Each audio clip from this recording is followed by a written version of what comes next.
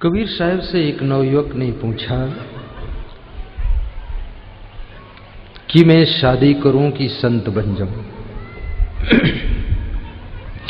कभी कभी मन में इच्छा होती है विवाह कर लूं, गृहस्थी बसा लूं, प्रेम से रहूं, लेकिन गृहस्थी का झंझट देखता हूं तो हिम्मत नहीं पड़ती है। तो मन में इच्छा होती साधु बन जाऊं, सब लफड़ा खत्म कर दूं। और साधुओं की साधना देखता हूं, तपस्या देखता हूं, सहन शक्ति देखता हूं तो फिर मन डर जाता है कि साधु होना भी बहुत।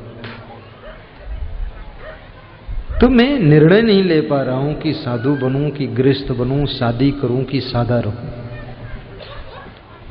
कभी कभी ऐसी असमंजस की स्थिति आ जाती है कि आप डिसीजन नहीं ले पाते हो, तो उसके लिए दूसरों का सहारा ढूंढते हो। तो कबीर साहब ने कहा कि डायरेक्ट बताने से समझ में नहीं आएगा, मेरे साथ आओ।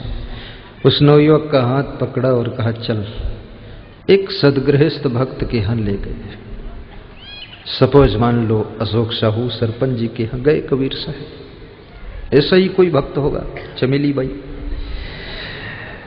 तो वहां गए। कबीर साहब को आया हुआ भक्त ने देखा तो आसन पर बिठाया, चरण पखारा, आरती बंदन किया और फिर अपनी पत्नी से कहा कि साहेब आए हैं तो कुछ नाश्ता भोजन बनाओ।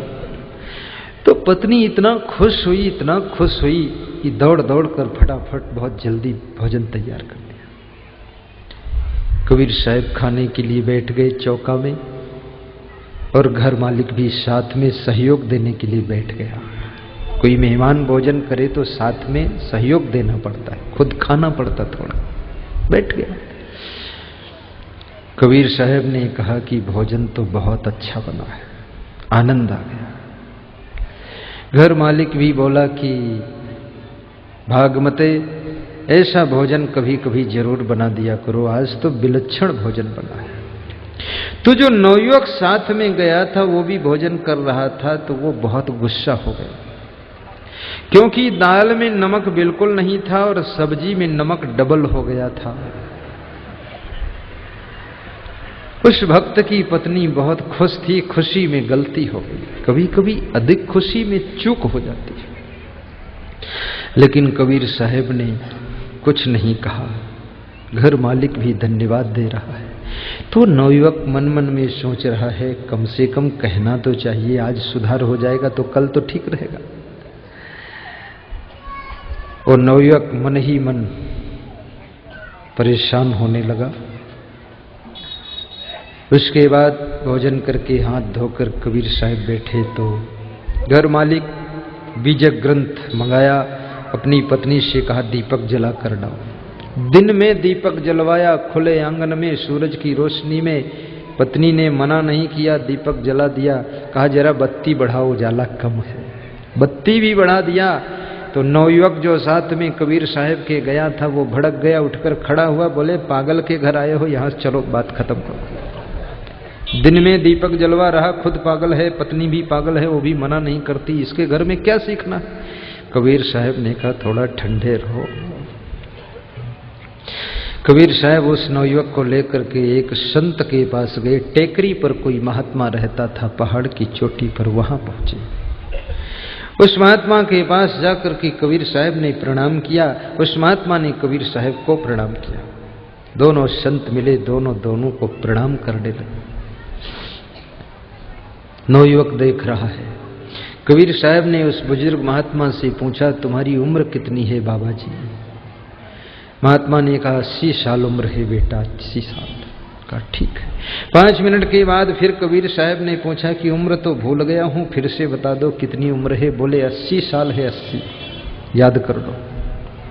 कबीर साहब 1 घंटे बाद उठकर चलने लगे तो फिर पूछा कि उम्र एक बार और बता दो कितनी है आपकी।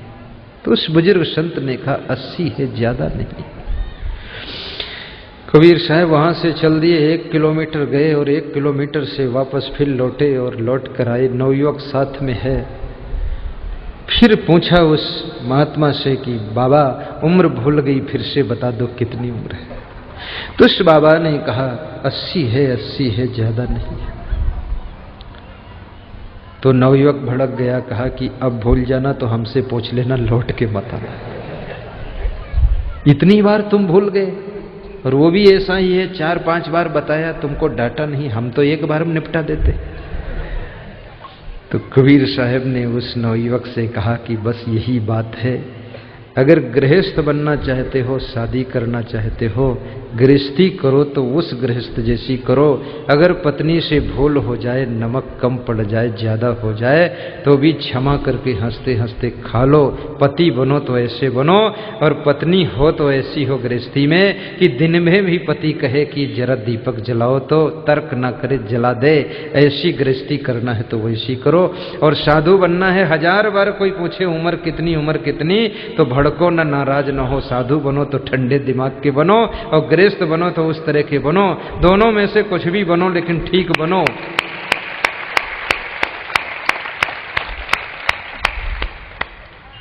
तो उस नवयुवक ने कहा कि हम तो दोनों नहीं बन पाएंगे क्योंकि मेरे गुस्सा बहुत आता है।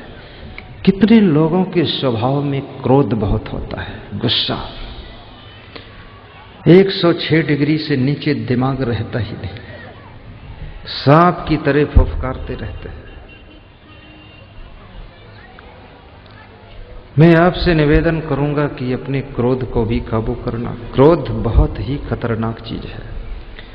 अधिक क्रोध करने से आपके मुंह से गालियां भी बहुत निकलेंगी।